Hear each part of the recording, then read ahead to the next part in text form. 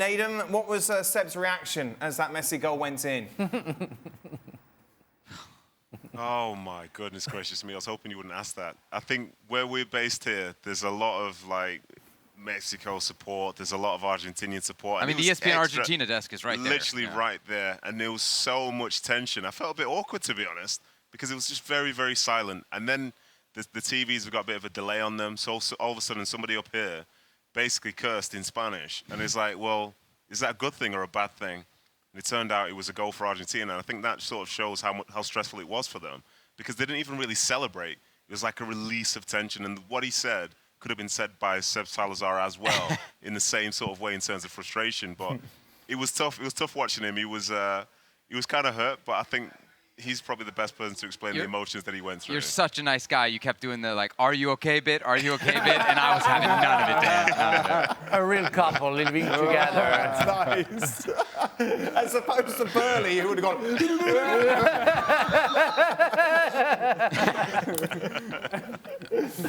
Talk us through it, Seb. Yeah, I mean, it's a hugely disappointing day for Mexican soccer. The history against Argentina is clear, right? Knock Mexico out in 2006, 2010.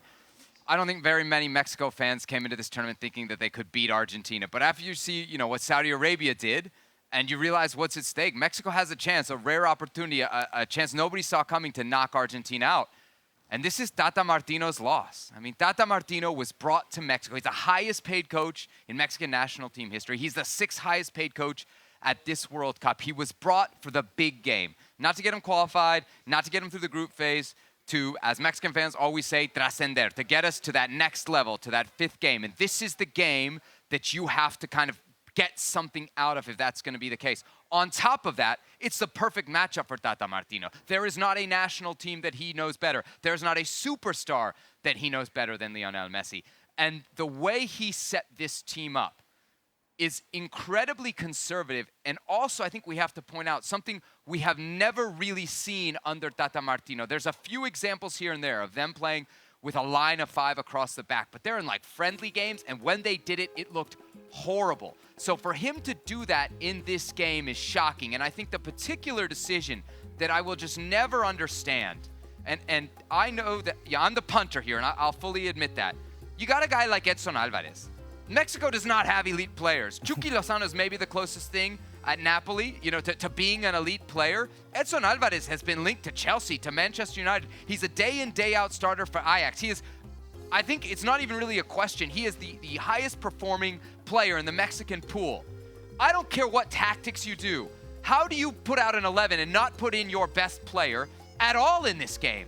I mean, it's unforgivable for me in that. And even if you can find a tactical reason to not put Edson Alvarez in through the first 45 minutes, your plan, you could say, worked. As you guys said, it was a horrible first half. If that's what Tata Martino wanted to reduce Mexico to, that's his call. Mexican fans don't like it. They want to see Mexico, if you're going to lose going head-to-head with Argentina and let the chips fall where they may.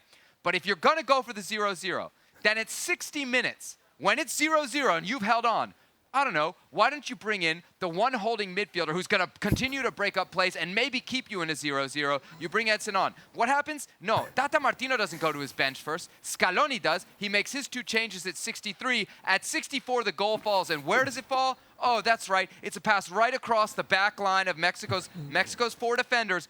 And who would be there? That's right, the defensive midfielder. Edson Alvarez would have been there. Instead, Achacha's 10 yards behind. Nobody's around Lionel Messi. You can't give any player at the World Cup that much time. You definitely can't give Lionel Messi that kind of time. So for me, it's a tactical failure, and it's just more frustration for Mexican fans under Tata Martino.